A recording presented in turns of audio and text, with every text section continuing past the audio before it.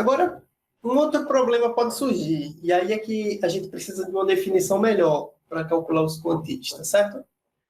Por exemplo, voltamos a esse conjunto de dados que trabalhamos agora há pouco. Temos 9 elementos, e aí eu quero perguntar, como podemos calcular o Q 0,20? Ou seja, aquela medida em que deixa 20% dos dados para a esquerda e os outros restantes, os outros 80 restantes ficam à direita. Repare bem, são 9 elementos, tem aqui na variável, né? 2, 3, 5, até o 15 são 9 elementos. O 0,20 é 20% dos dados vão estar à sua esquerda. Mas, olha, se eu tenho 9 elementos, 20% de 9 é 1,8. Não é isso? 1,8. Ou seja, você vai ter que encontrar uma medida que deixa 1,8 dados à esquerda. Aí a pergunta é, você deveria pegar o 3, ou seja, o Q 0,20 deveria ser o 3, porque o 3 deixa somente um dado para a esquerda. Aí você fala, não, está estranho, não pode ser esse valor. Deveríamos pegar o 5, que deixam 2 dados à esquerda, já que a gente tem que deixar 1,8 dados à esquerda, né? Ou será que a gente deveria pegar a média aritmética entre 3 e 5? Olha o problema que surge para calcular o Q 0,20, tá certo?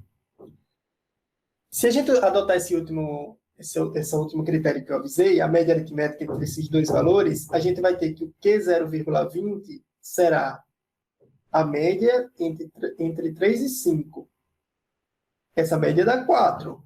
Mas essa média aqui é o mesmo valor do Q 0,25, que a gente tinha calculado agora há pouco. Aí, quer dizer, o Q 0,20 é igual ao Q 0,25. Será que isso está justo? Ou será que a gente deveria pegar um valor entre 3 e 5, mas não o valor central, não o valor médio deles? Aí é por isso que a gente motiva, baseado nesse probleminha, a gente motiva a próxima definição, tá certo? Aí eu vou definir agora, de uma outra forma, como podemos calcular um quantio, tá certo? Aí vem essa definição aqui, que é um pouquinho mais trabalhosa até para calcular, mas a gente vai fazer aqui juntos. O P quantio é definido por essa relação. Eu vou explicar essa relação com calma. O Q de P ele será o XI se o P for igual ao PI. Aí ele já define aqui quem é o PI, porque eu estou falando desse PI agora pela primeira vez. Esse PI será igual a I menos 0,5 dividido por N. N será a quantidade de elementos, tá certo? Esse I vai variar de 1 a N. No nosso exemplo anterior, a gente tem 9 elementos. Então, você vai precisar do P1, P2, P3 até o P9. Na prática, você não vai precisar calcular todos. Tá certo? A gente vai ver como é que vai funcionar. Aí, ele será definido por esta outra relação, um pouquinho mais complicada, mas não é nada de outro mundo. É um segmentozinho de reta, já eu explico direitinho como é que isso funciona. Você vai usar essa segunda relação se o seu P, a probabilidade que você está calculando, ficar entre o PI e o seu sucessor, o PI mais 1. Vamos ver se esse negócio fica complicado ou não. E será o X1, será o primeiro elemento, se o P que você está calculando for menor do que o P1. E o valor será o último elemento, se o P que você estiver calculando superar o PN. Esses FIs que aparecem aqui, na segunda linha, ele é dado por essa relação, tá certo? Um coeficiente angular, se a gente parar para pensar. Pois bem, eu vou fazer o exemplo, aquele exemplo lá com os 9 elementos, utilizando essa definição, tá certo? É um pouquinho mais trabalhosa, mas é bom ter uma ideia de como é mais justa, digamos assim, essa medida aqui é mais justa, tá certo? Para calcular os quantis. Aí, vamos retomar de novo ao exemplo anterior. Eu quero calcular o Q 0,20 desse conjunto de 9 elementos, tá certo? O que é que a gente precisa fazer? A gente precisa, dentro dessa definição aqui, calcular o P1, P2, P3, calcular esses valores de P. Tudo indica que sim. Vou fazer sim, talvez. Confirma já, Felipe. É possível que sim. O que é que eu vou fazer? Eu vou calcular o P1, vou calcular o P2, vou calcular o P3 e vou calcular os P's até eu achar o 0,20 ou eu achar valores menores e maiores que 0,20. E aí eu encaixo 0,20 no meio para tentar utilizar essa definição. Deixa eu fazer isso com calma, tá? Para não ficar confuso. Eu vou começar calculando aqui o P1. Eu vou calcular um pedacinho da conta aqui e um pedaço no outro slide, porque a conta é grandinha.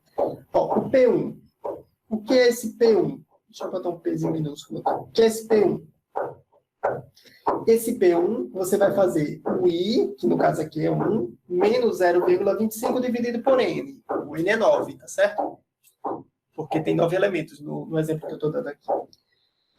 Então, você faz assim, 1 menos 0,5 e divide esse valor por 9. Beleza?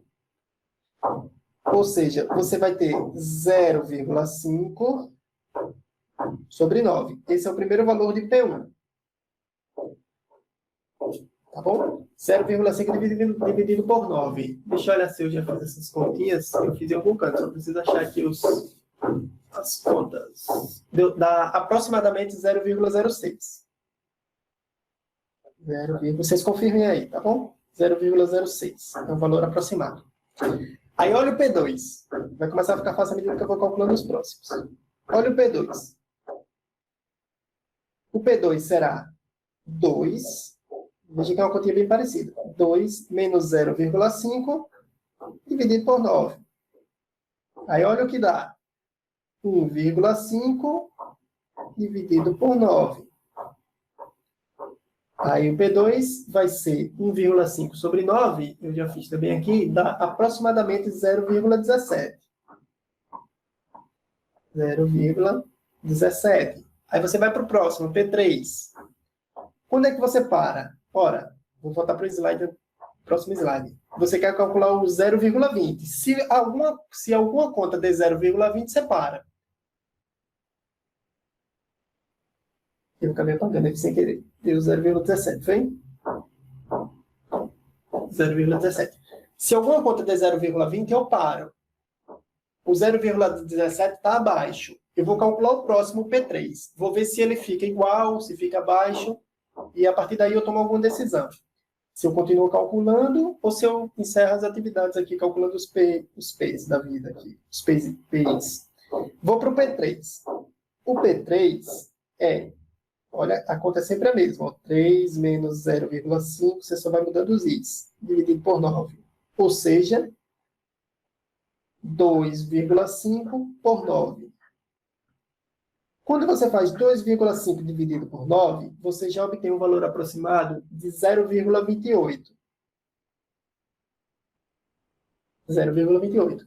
Você não quer calcular o que 0,20? O 0,28 já superou o 0,20. O 0,17 estava abaixo e o 0,28 estava acima. Se esse valor desse igual, 0,20 desse perfeitamente igual, então você usava o Q20, desculpa, Q0,20. Se desse igual, se isso aqui desse 0,20, você usava o Q0,20 como sendo x3, porque na definição diz isso, ó. Use o xi se o pi que você calculou der igual ao p. Se esse valor aqui, porventura, fosse 0,20, não é, tá? Esqueçam essa igualdade. Se ela desse 0,20, você estaria nesse primeiro caso. O P que você quer calcular coincidiu com o PI. Coincidiu com o PI, então use o XI. Aí eu usaria o X3. A gente está falando do I igual a 3. Então eu usaria o X3. Mas não foi isso que aconteceu, tá? Então não deu igual. Não deu igual e os valores estão crescendo e crescendo não vai dar mais igual. O 0,17 e 0,28. Aí eu achei dois números em que o P, que é o 0,20, ele está entre o 0,17 e o 0,28, entre o P2 e o P3. Confirma aí se está correto. Ó. O 0,20 que você tem, que é o P, Tá, deixa eu melhorar essa escrita aqui. O 0,20, que é o seu P, ele está entre o 0,28, esse aqui é o seu P, ele está entre o 0,28, que é o P3, e ele é maior que o 0,17, que é o P2. Ficamos com essa relação, né? Então, a gente está nesse caso aqui, ó, com I igual a 2, tá certo? Então, a gente está nesse caso. Então, precisamos usar essa relação. Precisamos fazer 1 menos FI vezes o XI, mais FI vezes o XI mais 1. XI mais 1, tá certo? Aí, o que é que eu vou fazer? Vou fazer essa continha agora. 1 menos FI, tarará, tarará. Ou seja, para eu obter essa relação, eu preciso fazer 1 menos FI. Vou trazer o restinho da conta para cá. 1 menos FI. Eu botei FI e acabei escrevendo F1. 1 menos FI vezes o XI. Já já a gente vai ver quem é esse I aqui. A gente já sabe, na verdade, né? Mais FI vezes XI mais 1. Eu vou colocar até entre parênteses aqui para dizer que a gente já deixou a estatística em ordem crescente, que é o que acontece nesse exemplo. Tá, mas que I que eu tenho que usar? Deixa eu voltar para lá para ver qual é o I. Você vai usar FI, esse I coincide com o PI, o número mais baixo. Ou seja, o nosso I aqui vale 2, que é o nosso P2, é o menorzinho deles, né? Então, eu tenho que usar o I igual a 2. Vou voltar para lá. Espero que essas idas e voltas não estejam confundindo. Então, o nosso I é 2 aqui, ou seja, eu tenho que fazer essa conta. 1 menos F2 vezes o X2 mais o F2 vezes o X2 mais 1, X3. Lembrando que esses parênteses que eu estou usando no subíndice é para garantir que os dados estão ordenados em ordem crescente. A estatística é de ordem, tá certo? Pois bem, esse aqui será o nosso Q 0,20. Será essa conta aqui que eu vou fazer. Tá, mas eu não sei quem é o F2 ainda, né? Vamos ter que calcular. Muito bem. O que é o F2? Vamos olhar lá na definição que tem dizendo como eu calculo o F2. Vou retornar para o slide anterior. Calcula o FI da seguinte maneira. Faz-se P menos PI dividido por PI mais 1 menos PI. Vou voltar para lá e escrever isso. Ó, vai ser P menos PI, mas o I é 2 para a gente, tá? Então, P menos P2 dividido por PI mais 1, ou seja, P3, menos o PI, que é o P2. Nossa, quanta informação. É muita informação, mas vamos voltar lá e pegar os valores de P e PI. P2, P e P3. P2, P e P3. São esses valores aqui que estão nessa sequência. O P2, 0,17, o P que a gente está calculando é 0,20 e o P3, 0,28. Retornamos para lá. O P, 0,20, que é o que eu quero. Que é o que eu estou calculando, né? Que é de 0,20. Aí o P2 foi 0,17, dividido por o P3, que deu 0,28, salvo engano, menos o P2, que é 0,17. Vamos fazer essa continha. 0,20 menos 0,17 dá 0,03, dividido por 0,11, não é isso? 0,11. Esse valor aqui dá aproximadamente, eu já fiz essa divisãozinha também, aproximadamente 0,3, tá? Aproximadamente 0,3. Tá legal? Então, esse é o valor de F2. Aí, o que eu faço? Substituo aqui na relação. Vamos calcular, então, o Q 0,20. O cara que vai deixar 20% dos dados à esquerda, né? Como é que a gente faz essa conta? Primeiro, 1 menos F2. 1 menos 0,3. Dá 0,7. Então, você vai fazer 0,7 vezes o X2, que é 3, mais o F2, que é 0,3, está aqui ele, 0,3, vezes o X3, que é 5. Lembra que a gente queria pegar uma média aritmética entre 3 e 5 e viu que não era muito viável? Você percebe que está ponderando aí, de alguma forma, esses valores. E aí eu pego e multiplico por 5. Aí eu faço essa conta.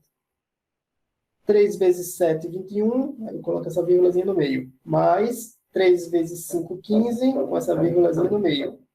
E somando aqui, você obtém 3,6. 3,6. Esse é o Q20. Q 0,20. Q 0,20 dá 3,6. Ele é um valor entre 3 e 5, tá? Entre 3 e 5, mas ele está mais próximo do 3, tá certo? Não está mais próximo do 5. Uma vez que o Q 0,20, 20% dos 9 valores é 1,8. Então, a tendência é que ele fique mais próximo do 3 do que do 5, tá certo? Se ele fosse o 3, ele deixaria apenas um valor à esquerda, que a gente já viu. E se ele fosse o 5, ele deixaria dois valores à esquerda, que é o 2 e o 3. Então, como é 1,8, aí ele vai ponderar entre esses dois valores. Então, ele fica mais próximo do 3, tá certo? Pois é. Esse é o valor que 0,20. Na prática, o que está acontecendo? A gente pode pensar assim.